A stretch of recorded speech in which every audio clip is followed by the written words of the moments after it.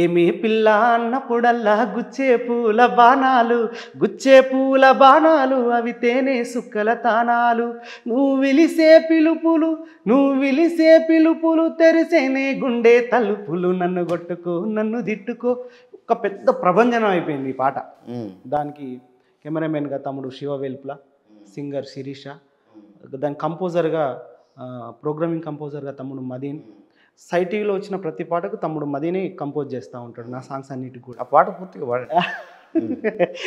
కొన్ని పాడతాను. దాని తర్వాత ఇంకొకటి చెల్లె జానులీరి ఉంటుంది, ఇవాళ డి విన్నర్.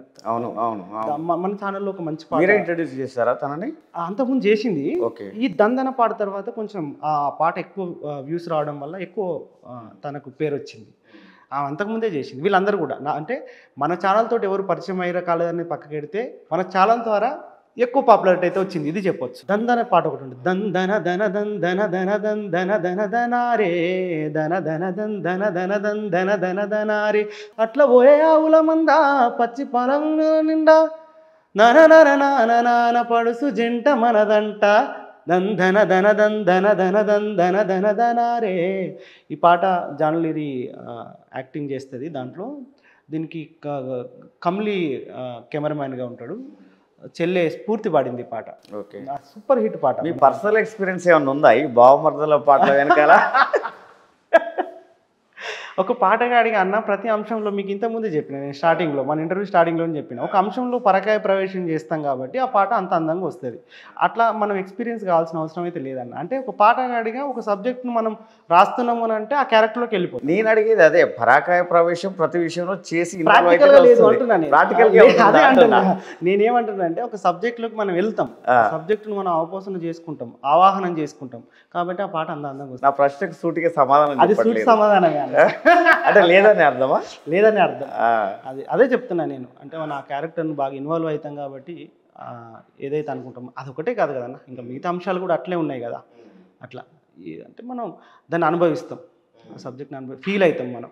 ఇంకా ఎక్కువ ఓపిలగు అనే పాట ఎక్కువ ఎక్స్పోజ్ అయినట్టు. దాని తర్వాత చెల్లె లక్ష్మి ఇప్పుడు పుష్ప 2 పాడింది.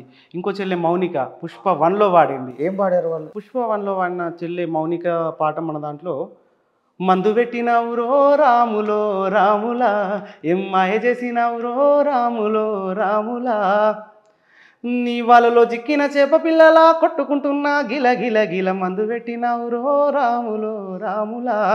ఆ పాటతోటి ఆ చెల్లె కూడా యావత్ జానపద ప్రియులందరికీ మందు పెట్టేసింది. ఇంకో చెల్లె లక్ష్మి చెప్పాను కదా, పుష్ప 2లో పాడింది. ఏం పాట?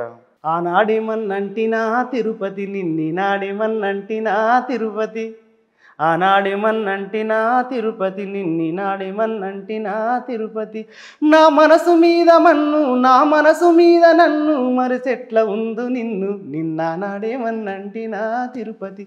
ఈ పాట ఒకటి. ఇంకో పాట ఉంటుంది చెల్లె నాగదుర్గ. ఇప్పుడు అసలు ఆమె లేని జానపదం ఉండదు, ఆమె లేని ఇంకో పాట ఉండదు మన తెలంగాణలో. అవునా? అంటే దాదాపు పాటలలో ఆమె కనిపిస్తుంటుంది మనకు. ఆ చెల్లెతోడు కూడా ఒక పాట చేశాను. అది ఏం పాట అంటే, బాధైతుందే నీ ఆదిలో మనసంత మస్తు బరువైతుందే నీ ఆదిలో మనసంత, బాధైతుందే నీ ఆదిలో మనసంత మస్తు బరువైతుందే నీ ఆదిలో మనసంత. ఈ పాట చెల్లె లక్ష్మి పాడింది. నాగదుర్గ చెల్లె యాక్టింగ్ చేసింది. ఇది కూడా సూపర్ పాట, 100 millions దాటిపోయింది. ఒక రకంగా వీళ్ళందరికీ మీరు ప్లాట్ఫామ్ క్రియేట్ చేసి ఎక్స్పోజ్ కావడానికి కారణమైనారు కదా బేసిక్గా. వాళ్ళలో టాలెంట్ ఉంది, ఆ టాలెంట్ నా పాటకి ఎంత ఉపయోగపడుతుంది అనేదే చూసినా నేను వాళ్ళకి ఏదో అవకాశం ఇచ్చినట్టు కాదు, నా ద్వారా వాళ్ళు పైకి వచ్చినట్టు కాదు, ఇది ఏది కాదన్న. కేవలం ఆ పాటకు వాళ్ళు సూట్ అయ్యారు కాబట్టి ఆ పాటలో వాళ్ళని నేను పెట్టడం జరిగింది. ఆ పాట ప్రపంచానికి నచ్చింది కాబట్టి వాళ్ళని ఎత్తుకోవడం జరిగింది. ఓకే. సరే, ఏదేమైనా మీ ప్లాట్ఫామ్ ద్వారా కొంత ఎక్స్పోజ్ అయినాక ఈ పెద్ద పెద్ద అవకాశాలు పొందుతున్నప్పుడు మీకే ఎలా అనిపిస్తుంది? చాలా హ్యాపీగా అనిపిస్తుంది అన్న, చాలా హ్యాపీగా అనిపిస్తుంది. ఎందుకంటే మన దగ్గర నుంచి పోయిన వాళ్ళందరూ కూడా ఇలా ఒక స్థాయిలో ఉన్నారు, వాళ్ళకు ఒక మంచి సెలబ్రిటీ హోదా వచ్చింది, వాళ్ళకు ప్రజాదరణ ఎక్కువ దక్కింది అని అంటే అది మనకు దక్కినట్టే కదన్న, అది మనకు దక్కినట్టే కదా. చాలా హ్యాపీగా ఉంటుంది నాకు. ఇదే క్రమంలో ఇంకా మీరు రాసిన పాటలు ఏంటి? చాలా ఉన్నాయి అన్న, చాలా పాటలు ఉన్నాయి. చాలా ఎక్కువ ఇటు ప్రకృతి పాటలు, ఇటు సామాజిక నేపథ్యం కలిగిన పాటలు, జానపదాలు ఈ ఈ బావా ఓసారి రావా అనే పాట చెల్లె మౌనిక మౌనిక పాడింది కదా. మబ్బులన్నీ మస్క బారినాయి బావ, గువ్వలన్నీ గూడు చేరినాయి బావ, సుక్కలన్నీ చూడవచ్చినాయి బావ, మల్లెలన్నీ ఒళ్ళు ఇరిసినాయి బావ, యాడ ఉన్నావో ఇంటి గల వల్ల కూసుని ఎరిసిస్తున్నాను ఓసారి రావో.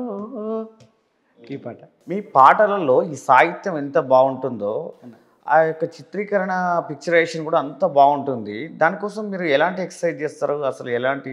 అన్నిటికీ ఇది ఒకటే సమాధానం అన్న. మనం ఆ క్యారెక్టర్ను ఫీల్ అవుతాం ఫస్ట్. అది ఎలా ఉండాలో మనకు విజువల్ మైండ్లో ఇదైపోతుంటుంది. దాన్నే ప్రజెంట్ చేస్తామన్న, దాన్నే మనం చూపిస్తాం. దాన్ని నాకు సపోర్ట్గా నిలబడ్డ కెమెరామెన్ తమ్ముళ్ళు ఉంటారు కదా, వాళ్ళతో నేను షేర్ చేసుకుంటాను.